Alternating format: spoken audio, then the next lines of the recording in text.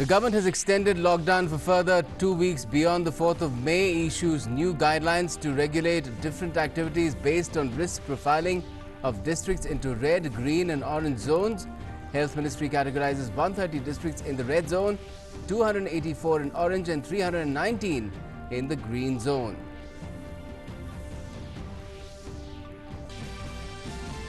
All metro cities including Delhi and Mumbai are declared as a red zone. Containment areas to include red and orange zones will have intensified surveillance protocol with contact tracing and house-to-house surveillance. Also to have provision for home and institutional quarantine of high-risk persons.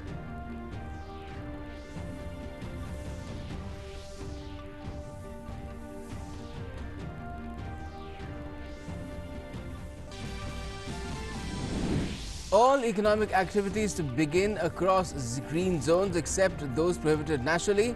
Home Ministry allows all goods traffic without any pass requirement. Indian Railways running Shramik special trains after government allows movement of migrant workers, tourists, students and others stranded at different places.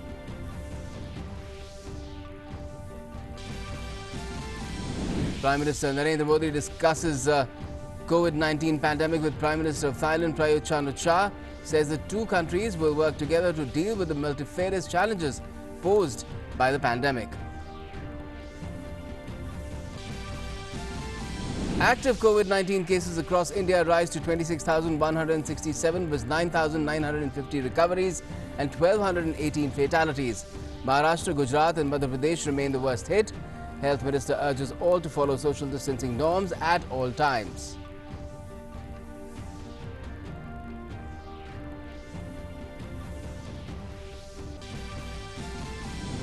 And coronavirus cases continue to spiral up across the world as well. Infections worldwide crossed 33 lakh with over 2.38 lakh deaths.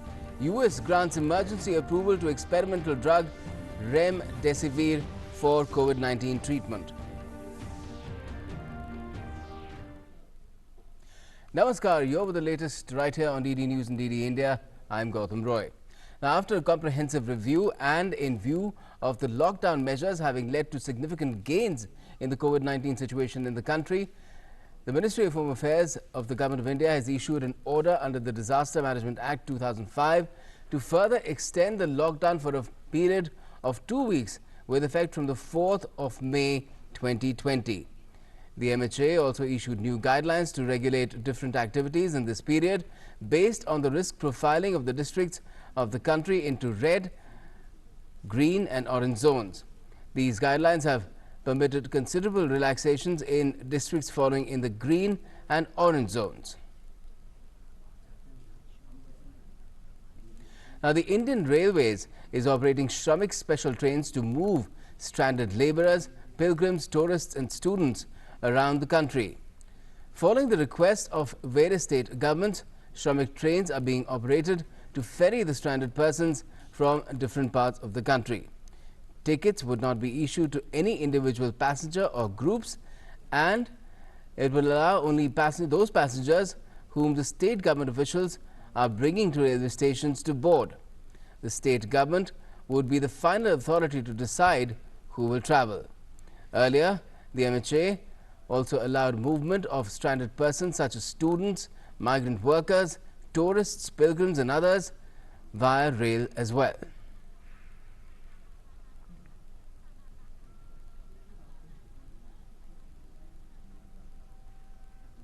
Let's now get you the latest update on COVID-19 situation in the country.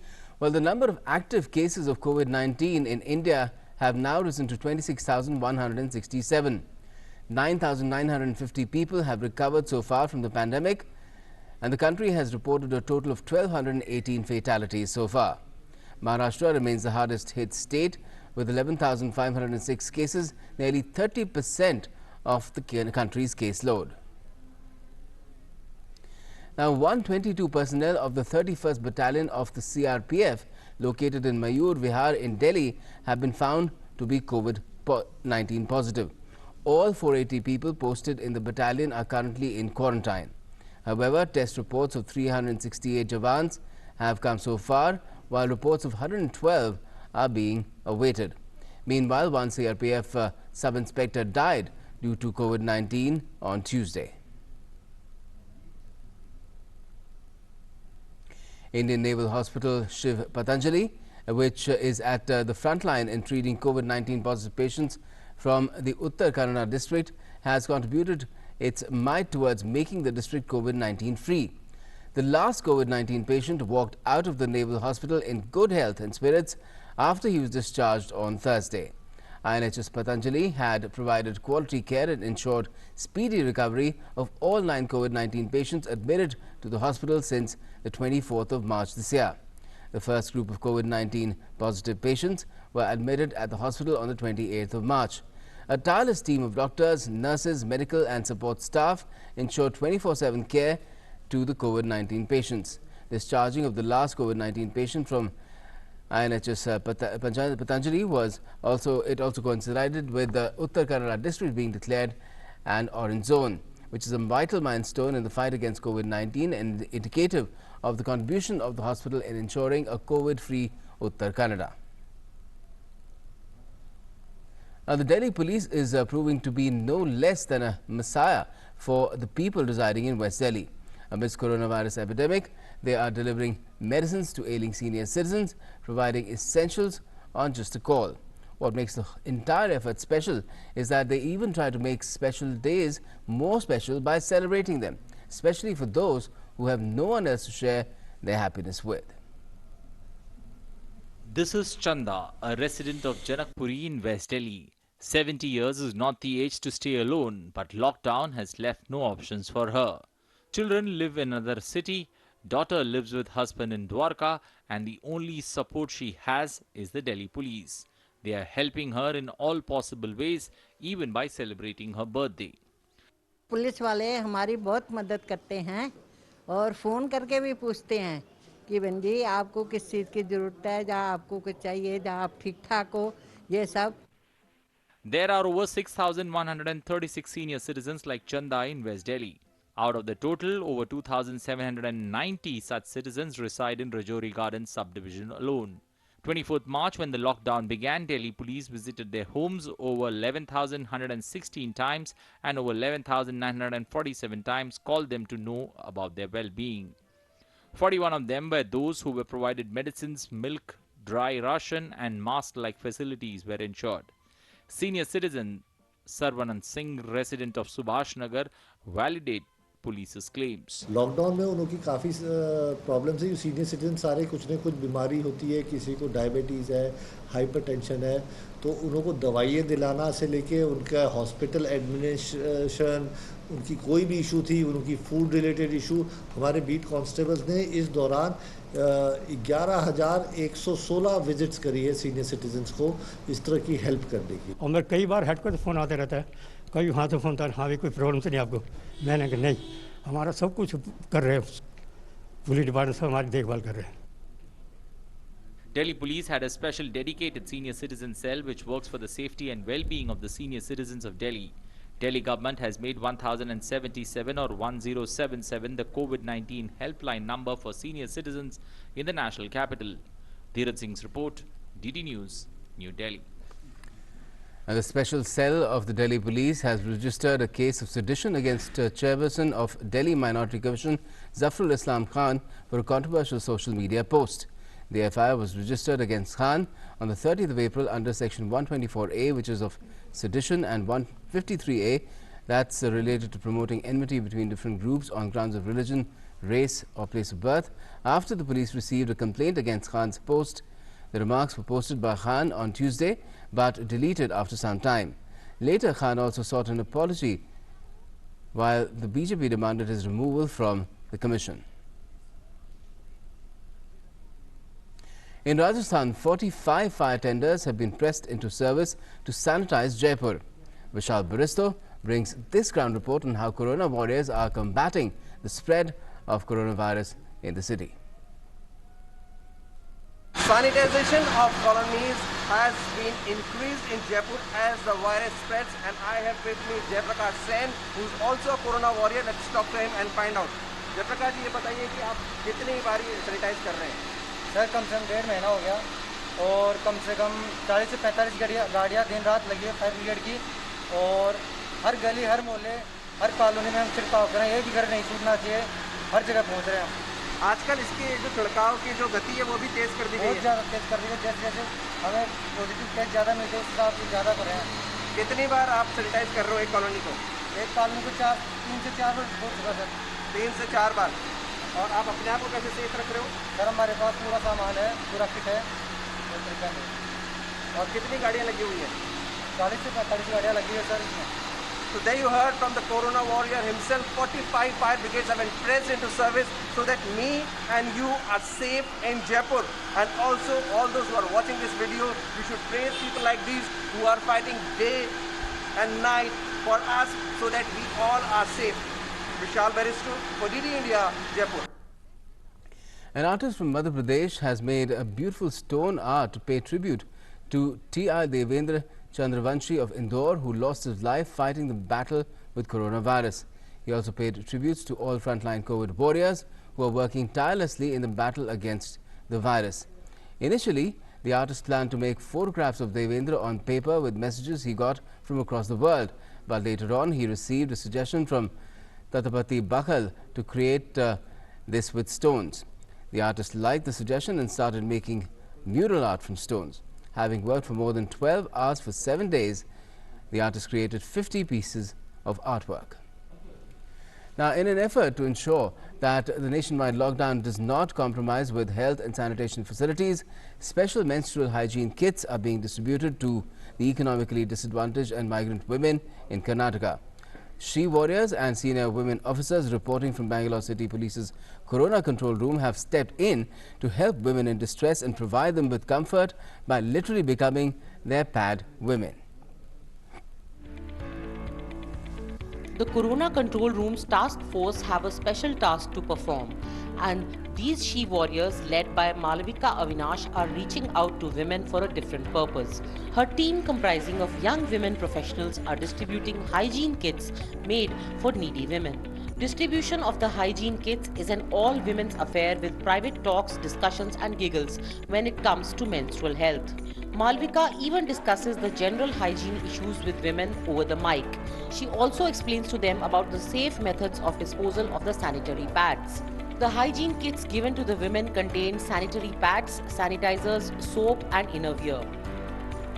Initially, when we started work a few weeks ago, it was more related to hunger, to ensure that nobody goes hungry. Now, subsequently, I realized that half the population of the migrant workers or the daily wagers, the construction workers, are women and children. Right? There's a large population of children. Here, there are 250 members, of which 100 are women and about 40 are children. So it's important that we concentrate on women and children's health. So what we thought is that we should work on their nutrition, we should work on their sanitary hygiene. So far, over 10,000 pads have been distributed since the beginning of the lockdown. Corona Control Room has even helped about 10 women safely deliver their babies and reached out to them to maintain good health. We are doing it in two ways. So one is we give information, a little bit of knowledge in terms of how they can use whatever product they're using, because we also don't want to push one particular product. If they're using cloths, then how best they can use. If they're using sanitary pads, how best they can use. And then if they're using sanitary pads, we're giving them sanitary pads, because cloth is something they still have at this point in time. Right? So that is in terms of menstrual hygiene, and we're also helping them with how many ever hygiene kits we can, apart from the sanitary napkins, in terms of sanitizers or soaps and masks, etc.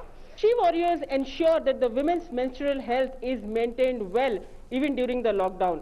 Their job does not end with distribution of just sanitary pads, but they also give them packets like this which contains ragi malt. Now ragi malt is very essential because it is during this crucial period that the women need ragi malt, because this gives them calcium and enough iron.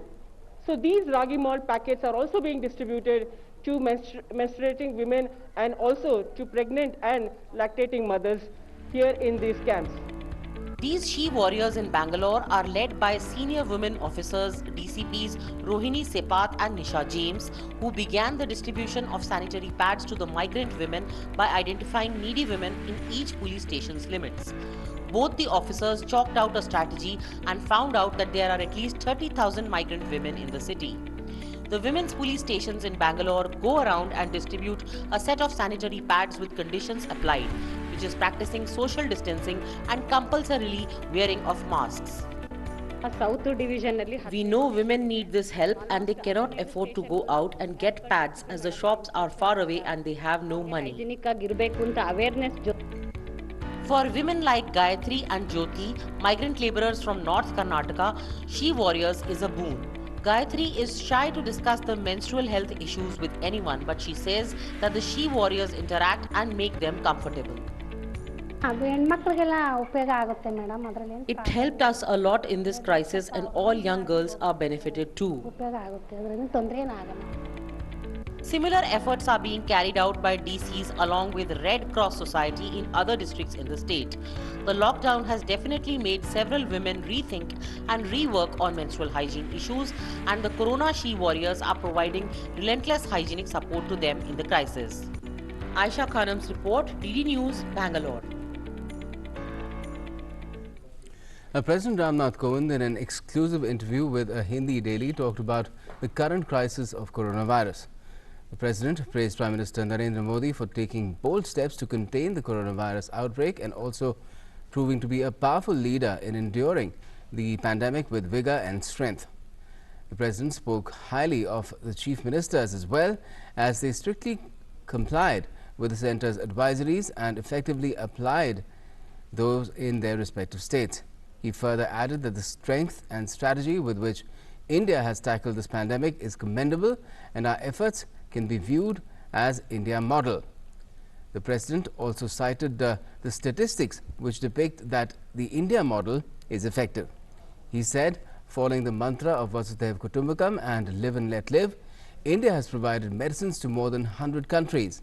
In this regard, he said that from economic globalization, India will now progress towards health globalization. The President also laid down his belief that India will emerge as a winner as it comes out to be economically independent. The President also underlined the importance of our democracy and said that the coronavirus period has shown the importance of strengthening our democratic roots in many ways. In an unidentified epidemic like coronavirus, the transparent nature of work is proving to be of immense benefit to society. With the current crisis underway, nature is once again sending the message that protection of mankind depends on the earth and the environment, and human is subject to nature. Now, fake stories do not hold ground for long. In order to keep such rumors at bay, every day we're getting you some Mythbusters. The first one we're taking up today has been a fake piece of news from Jammu and Kashmir. It was claimed by a news portal, Greater Kashmir, that the centre has shifted service matters of employees of J&K and Ladakh to Chandigarh CAT. While the truth is that CAT bench will continue sittings in J&K to dispose of service matters of central government employees. The second myth is related to a claim made through a WhatsApp message which says that the government is providing 4,000 rupees as loan, in fact a scholarship for English medium students to study at home digitally. A link has been provided to apply for the scholarship, while the truth is that there is no such scheme under the central government. And the last one we're creating awareness about is related to a social media claim that free masks are being distributed by the government under PM Mask Yojana. A link is also provided here for placement of orders, while the truth is that there is no such scheme and the link is fraudulent. We request all citizens not to spread fake news and also refrain from falling into such traps laid by nefarious perpetrators. Now, 200 new mandis from 7 states joined the Enam platform on Friday for marketing agricultural produce. These include 94 mandis of Rajasthan, 27 of Tamil Nadu, 25 each from Uttar Pradesh and Gujarat, 16 mandis from Odisha, 11 from Andhra Pradesh and 2 from Karnataka. This will bring the total number of Enam mandis in the country to 785. This is the first milestone achieved in the path of integrating 415 new markets across the country. It's for the first time that Karnataka state has been added to the list of Enam states. Agriculture Minister Narendra said that by the end of this month, there will be around 1,000 mandis that will be joining the Enam platform. He said Prime Minister's vision of using technology for the benefit of farmers will soon be realized. Enam has come a long way, with 1,66,00,000 farmers and 1,28,000 traders having been registered on the Enam platform. It facilitates trade beyond mandi and state borders. And Prime Minister Modi had a discussion with the Prime Minister of Thailand, Prayut Chan-o-cha, on the current situation due to the coronavirus pandemic. Prime Minister Modi said that issues discussed related to COVID-19 pandemic with good friend Prayut official. As neighbors with deep-rooted historical and cultural links, India and Thailand will work together to deal with the multifarious challenges posed by this present crisis. Now, aired again after 33 years, Ramayana has set a world record by becoming the highest viewed entertainment program globally. The retelecast of the TV show started on Doordarshan National in March, soon after Prime Minister Narendra Modi announced a nationwide lockdown to contain the spread of novel coronavirus. Union and Minister Prasar Bharati wrote to Prem Sagar, who is the son of the creator of the epic show Ramayana Sagar. The minister wrote that the retelecast of the Ramayana was our wish during the COVID-19 lockdown. I am grateful to your family for helping us in fulfilling this wish. 40 years back, when Ramayana was launched, not many people had access to television. At present, the situation is different, as at least 18 crore people use television. The generation of today had not seen the grandeur of Ramayana before retelecast of Ramayana. It has made it possible for new generation to finally watch it. The older generations were able to reminisce their memories. Ramayana became the most popular show globally. Ramayana also became the most watched show on the 16th of April across the world. Over 7,70,00,000 people watched the serial and liked it. I thank the whole team of Ramayana serial on behalf of Doordarshan. Congratulations to all. Now, the US government has given a grace period of 60 days to H-1B visa holders and green card applicants who've been served notices for submission of various documents in view of the COVID-19 pandemic. It's being seen as a major relief for professionals and immigrants from countries like India. The US Citizenship and Immigration Services has said that 60-day grace period for responding to its requests will include requests for evidence, continuations to request evidence, notice of intent to deny, notices of intent to revoke, notices of intent to rescind, and notices of intent to terminate regional investment centers, and filing date requirements for Form I-290B, notice of appeal or motion. The USCIS can issue a maximum of 65,000 H-1B work visas every year to highly skilled foreign workers. It can issue an additional 20,000 H-1B visas to those who have obtained master's or higher degrees from an American educational institution. Under the existing law, the US can issue a maximum of 1,40,000 employment-based green cards every year with a per-country cap of 7%. Canadian Prime Minister Justin Trudeau has said that Canada is banning the use and trade of assault-style weapons immediately.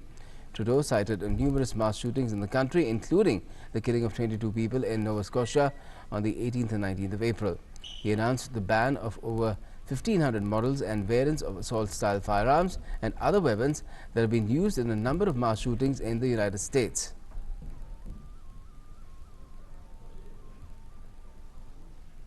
Now, North Korea's state news agency KCNA reported that leader Kim Jong-un attended the completion of a fertilizer plant in a region north of the capital Pyongyang in the first report of his public activity since the 11th of April.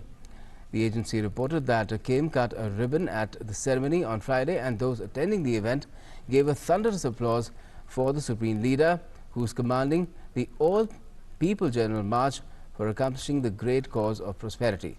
In the photos, Kim was seen smiling and talking to aides at the ribbon cutting, and he also toured the plant. There had been speculation about Kim's health after he missed the birth anniversary celebrations of state founder Kim Il-sung on the 15th of April. And that's all we have in this edition of Tracking COVID-19, in fact, of Midday News. But before we wrap up, we leave you with this song, which has been dedicated to all frontline COVID warriors.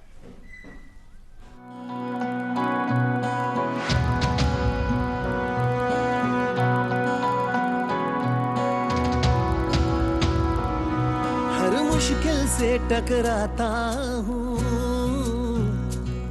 जो ठान लूं वो कर जाता हूँ। मैं अपनी पर जब आता हूँ, तो वक्त से भी लड़ जाता हूँ। बेहद जिद्दी इंसान हूँ,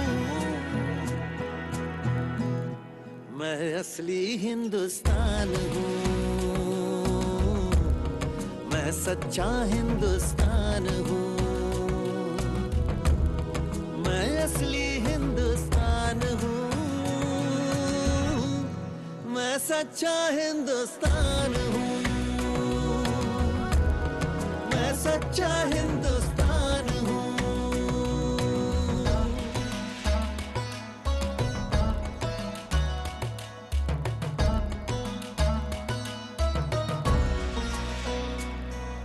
ये मुश्किल थोड़ी है, मैंने चट्टान निचोड़ी है। हर दिक्कत को जीता मैंने, बाधा की बाह मरोड़ी है। मैं साहस का अभियान हूँ, मैं असली हिंदुस्तान हूँ। मैं सच्चा हिंदुस्तान हूँ, मैं असली हिंदुस्तान हूँ। मैं सच्चा हिंदुस्तान हूँ, मैं सच्चा